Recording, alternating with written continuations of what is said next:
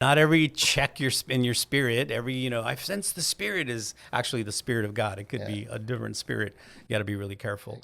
So I think when we claim divine authority for what could be nothing more than our personal preferences or our own agendas or our desires, what will happen is, especially we have to be careful as leaders in the Christian space, is that we actually silence disagreement. And we avoid accountability by saying, well, no, this is what God told me. And how am I supposed to argue with God? And we're experiencing that in droves right now in the Christian church, right? Yeah. People that are using God to push their own agenda or platform or ideas. And there's a lot of people getting hurt by it. Actually, I take it back.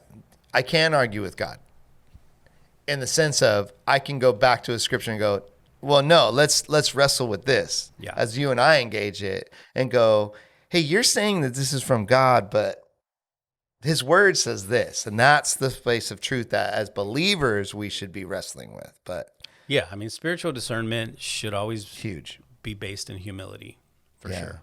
Because you need to invite testing. You need to welcome wise counsel, make sure it aligns with scripture. And here's what if you hear nothing else, leaders, hear this. Never put authority above God's community.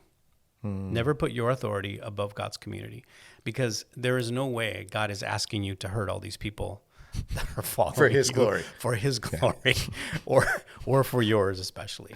Oh, I mean, and one way that you get a good barometer and test for this is like true spiritual discernment is always humble.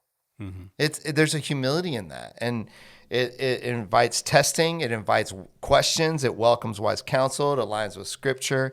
And right, it never puts that authority above God's community. Like you can't, and yet in the spaces where we've seen spiritual abuse and we've seen this go sideways, that humility is never there. If you've ever had a pastor or a leader shout at you, at their whole staff or yell at them or from the stage kind of, crash out, you just look at it and go, that's not the spirit of God right there. Yeah, can't be. And it's weird though how like that authority or that the past, or the giftings or whatever it is has so enamored us that we're like, well, but pastor, maybe he, but he's done all these great things. No, you can call it for what it is. You're like, no, that's not the spirit. Maybe all the other years, yeah, totally. But right in that moment, I'm discerning that that's not the spirit of God because of this. So, I mean, the bottom line is, look, leaders, if this is how you lead, if you're used to sensing the spirit of God like this, trust your gut, but test it too. Yeah. Make sure that it's your spirit leading, not your ego leading, because it's not about being the most confident voice in the room. It's about being the most submitted person in the room.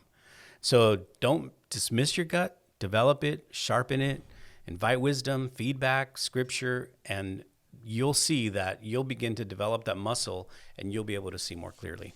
And that's where you get that real quiet conviction of you just, you're telling your team or those are your leading, like, this is the way to go, let's go, and people will follow you. Yeah. Not because you're such a good speaker or you're the leader, you have some type of authority, but because they can start to trust you because they're trusting that you're